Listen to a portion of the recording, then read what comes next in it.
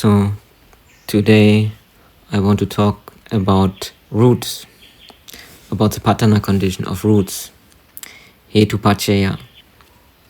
Now, perhaps obviously I'm not intending to talk about plants, so let's understand what I mean with roots. Now, a root is something, in a plant, a root is something that establishes a plant in the earth. But in Abhidhamma, a root means something that establishes the mind in the body, or perhaps more broadly speaking, the mind in matter. So now in Abhidhamma we have 4 basic components of reality, but maybe for our consideration only 3 of them are important. So now we have matter, mind and consciousness. And the 4th is Nibbana. So because Nibbana is out of the comprehension of most people, and because it's not directly relevant for the current exploration of roots, I a little bit leave that out. We can say it's the direction of the contemplation that I want to stimulate, but the main important things to consider when thinking about roots, as with any of the Patthana conditions, is matter, mind and consciousness. So the Patthana condition of roots, Hetu Paccaya, is about the mind establishing itself in matter. And for the most part, most specifically, in the matter of the body. This is why in my book I called it establishments rather than roots. Now, this establishment of the mind in the body is a very gradual process.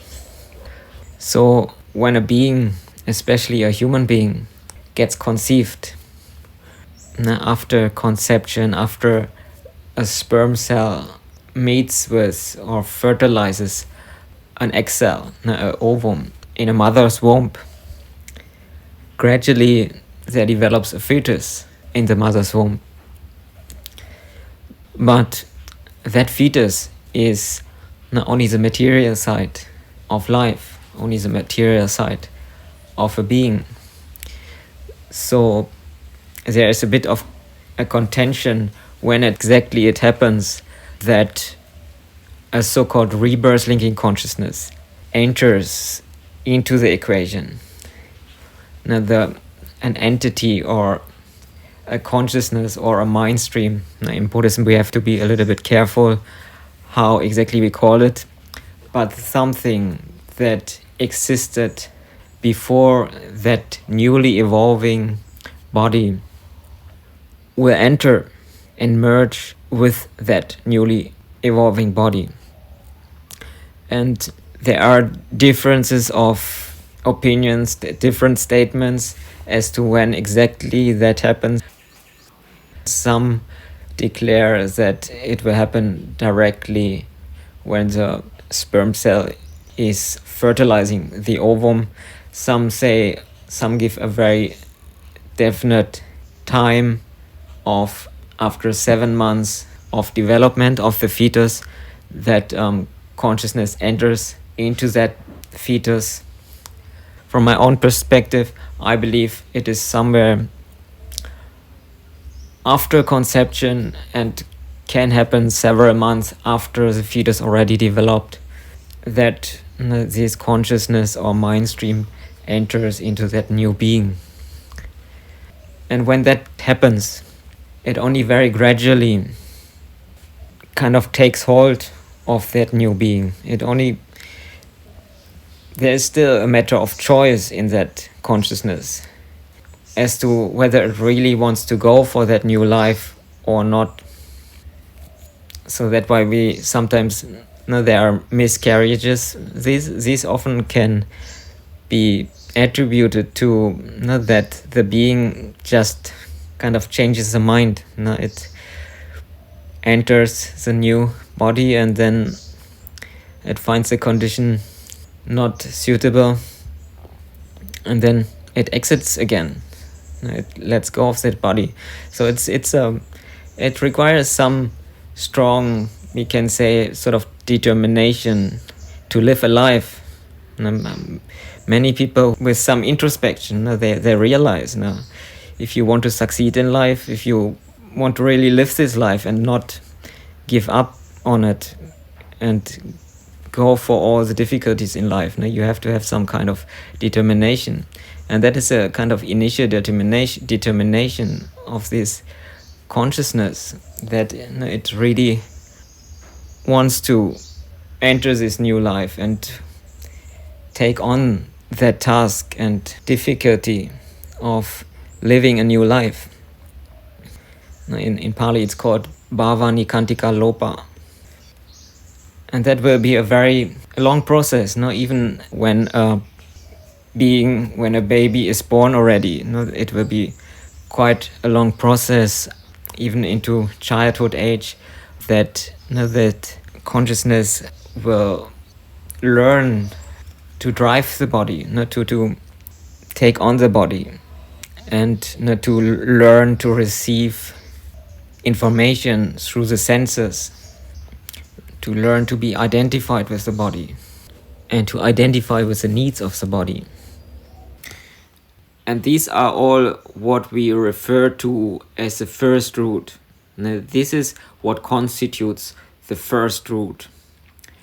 And not only when that is established, gradually the second root develops. But then what is the second root? The second root is the mind's establishment in emotions. So what do I mean with that? An infant, a newly born baby, is almost entirely a physical being. A newly born infant, a newly born baby is mostly unconscious.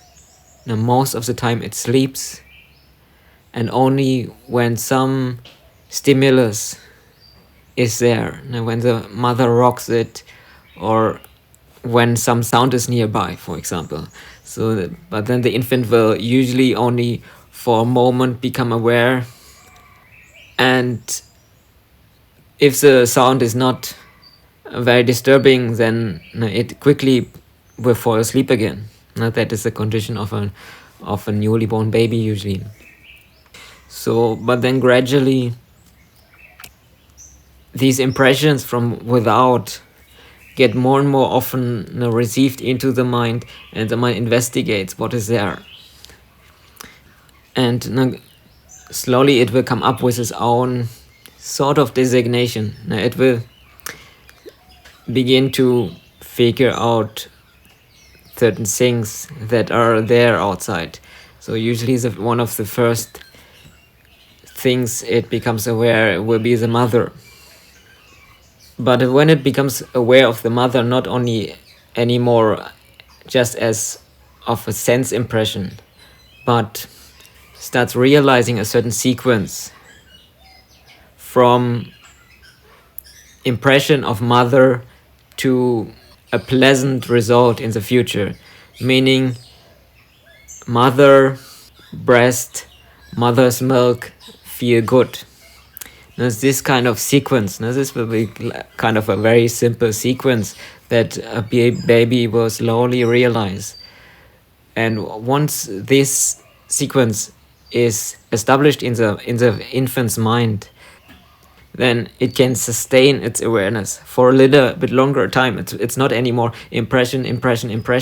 It will start to meet the outside impression from within.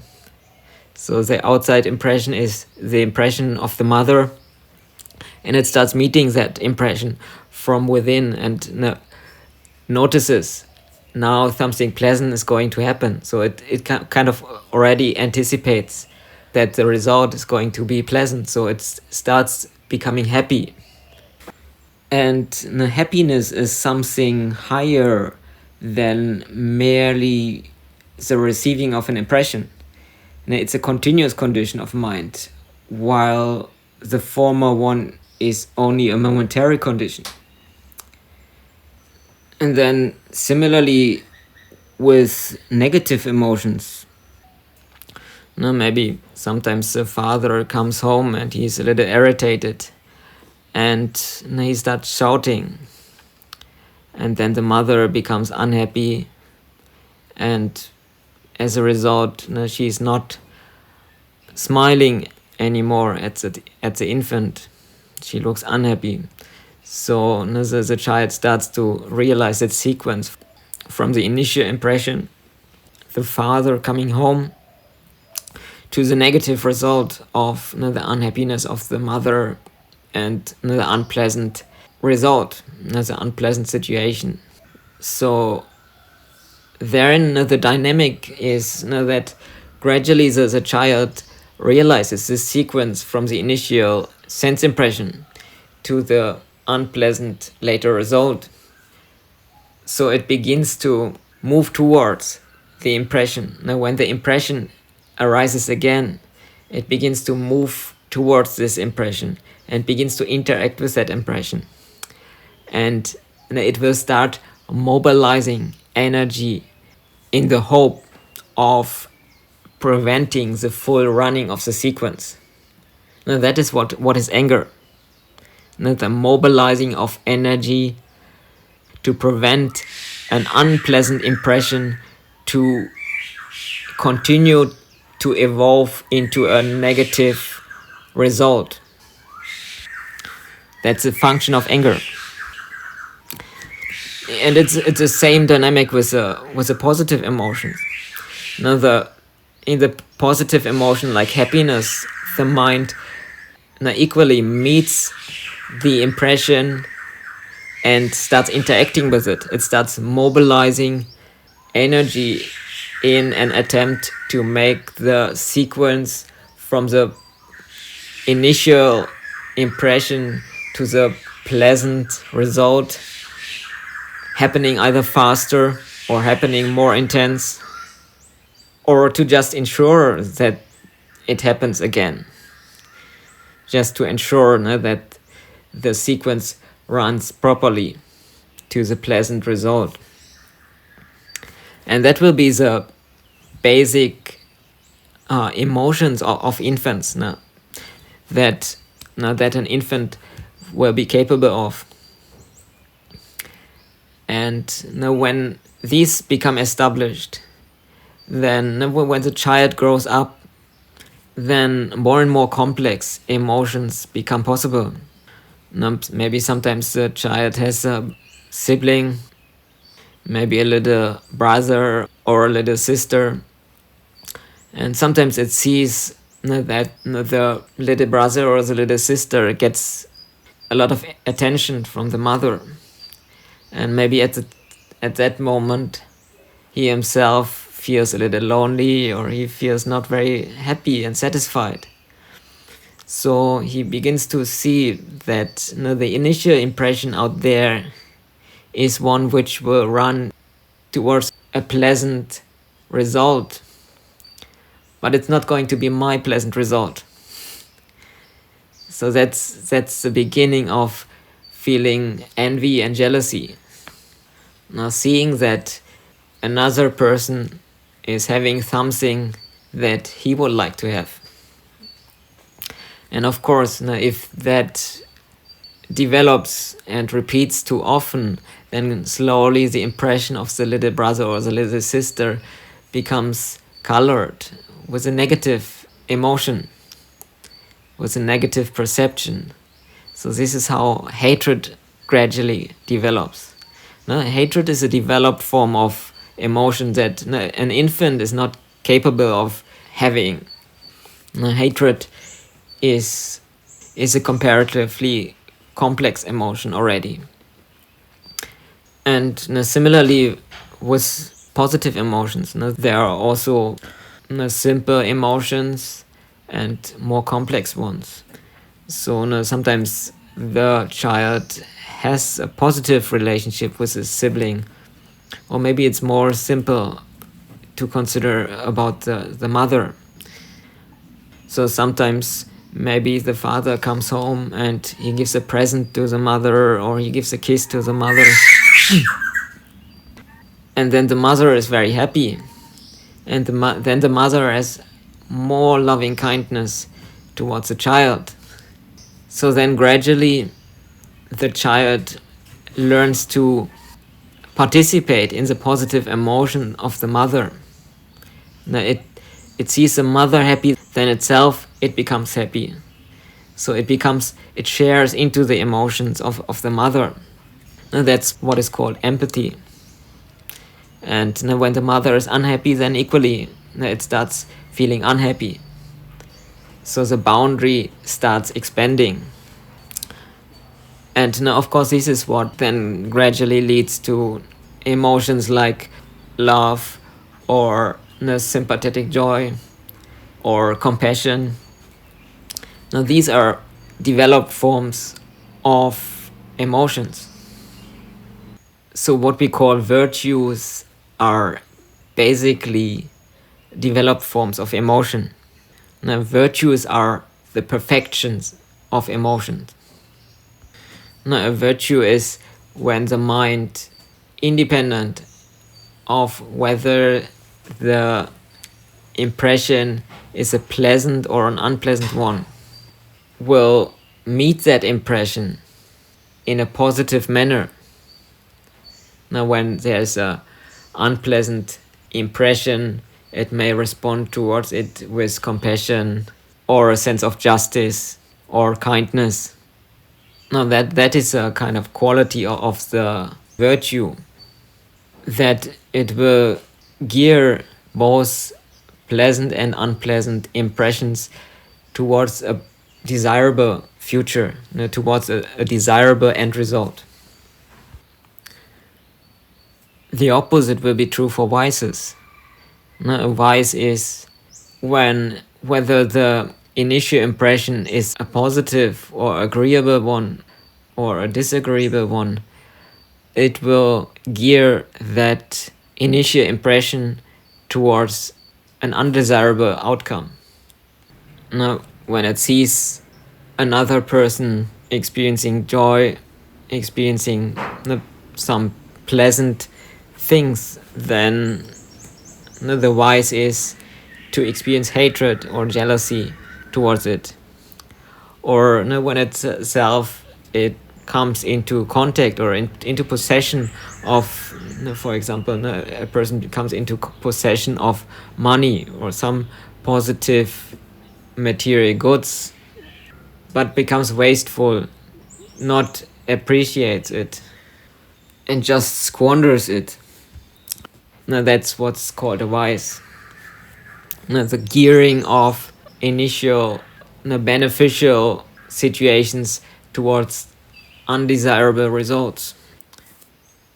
So, but then whether with virtue or with vice, but usually when a person, at least to some degree, is able to control a little bit the emotion, then slowly the third root develops.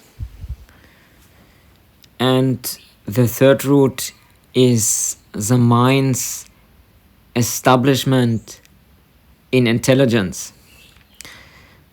Now, when the mind acquired some amount of ideas and begins thinking about these, then slowly this third root begins to develop. Taking again our example of the infant, the first ideas that an infant will develop is the idea of mother, father. So in Abhidhamma philosophy, that's called a name concept. And when it begins to see relations between these name concepts, between these outside objects, or between itself and these outside objects, then it develops meaning concepts. Now it develops a certain understanding of the relation between different ideas. So it begins to understand, this is mother, she is the one who feeds me, who loves me, who is very good for me. So there you have the relation of the outside object or of the outside idea, of the first idea, towards oneself. And then we already can see that one of the first kind of classification of ideas and outside objects will be a classification between good and bad. So mother, good, will be one of the first things the child begins to think. But when somebody shouts or when something disturbing is happening around, then that will be bad. It will be classified as bad. So this is the first idea, or the first categorization of ideas. The categorization between good things or good ideas and bad things or bad ideas. And that is a thought. It's no longer anymore just a labeling of a certain object. It's a relation between oneself and the outer object. So then, but then later, growing up a little, it will learn other ideas. Along the line, it learns to think about. For example, if it's a boy, he will be taught to think along boy ways of thinking. That will, when he associates with other boys and maybe how the father interacts with him, he will gradually be taught, he will gradually learn how to think like a boy. Same thing with the girl. The girl will learn to think like a girl, and later both will learn to think like a man or like a woman. This is another structure for thinking, another reference for thinking. Similarly, then you will have the next level of framework when thinking of the order of society, not depending on which kind of stratum of society you belong to. On that will kind of depend your way of thinking. So if you're, from the lower stratum of society, meaning you're poor or your family is poor, you don't possess much skill, you don't possess much virtue, you're not particularly intelligent, then usually you will tend to think along the line of this kind of stratum of society. You will have thoughts which align with most people of that stratum. Similarly, if you move upwards, if you are belonging to the middle class kind of society, lower middle class or upper middle class, there you equally will begin to think along the line of that stratum of society. You will value certain things that are valued by most of the people in your stratum of society, and you will think along similar lines, and you will make similar decisions. And this is with each stratum of society. If you are belonging to what we usually would refer to as the high society, meaning you are, or your parents are, a famous rock singer, a famous musician, a famous movie star, or you're from a family with several distinguished university professors. In all such cases, in order to associate with a similar stratum of the society that you are in, you will require more refined concepts and more refined ways of thinking than if you would just belong to a middle class family. Obviously, these are generalizations, but they are generalizations which can help us understand people's way of thinking. And of course, a similar thing applies also for monks, or actually for any religious person. Now, the religious person has, we can almost say, a certain duty to think along the line of a certain frame, which is given by the religion and the doctrines of the religion. So if you want to be a true Buddhist, true Christian, true Muslim, then it is your thinking in alignment with the doctrines of that religion that will make you such. But in either case, whatever your frame of reference for thinking is, now if you understand, now this is my frame of reference for thinking, and you attempt, now you aspire to think rightly in this frame, then it's going to cultivate and develop your third root of intelligence. So basically the whole structure of society, of culture, these are all means which help a person to think in some orderly manner. And they are all means to give order to thinking, or some structure to thinking. And without any of these reference points, without any of these structures, it's impossible to think. It's impossible to think in any orderly manner. So just as a general statement, we can say the more kind of frames for thinking you possess, principally the better you will be able to think. Of course, in real life, things are a little bit more complicated. Now, if you have two frames of reference that somewhat contradict each other, then you have a problem. So you will have to find some way to relate these two frames of reference to each other and figure out which one is a more accurate one. And of course, principally, this is a duty of the religious teacher, or maybe also of the philosopher, to explain people how to think rightly and to explain something about the order of the universe, which I was trying to do at least a little bit with this talk on roots or inner establishments. So maybe just as a recap, so that people who study the Abhidhamma may more easily remember what I just said. Now, the first root is the mind's establishing in matter, as more specifically the matter of the body, but also the matter of the surrounding environment.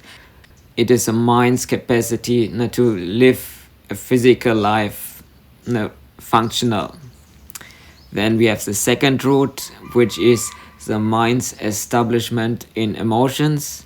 It's the capacity to express emotions, the capacity to use emotions to, especially on a social level, being able to modify the circumstances one finds oneself in.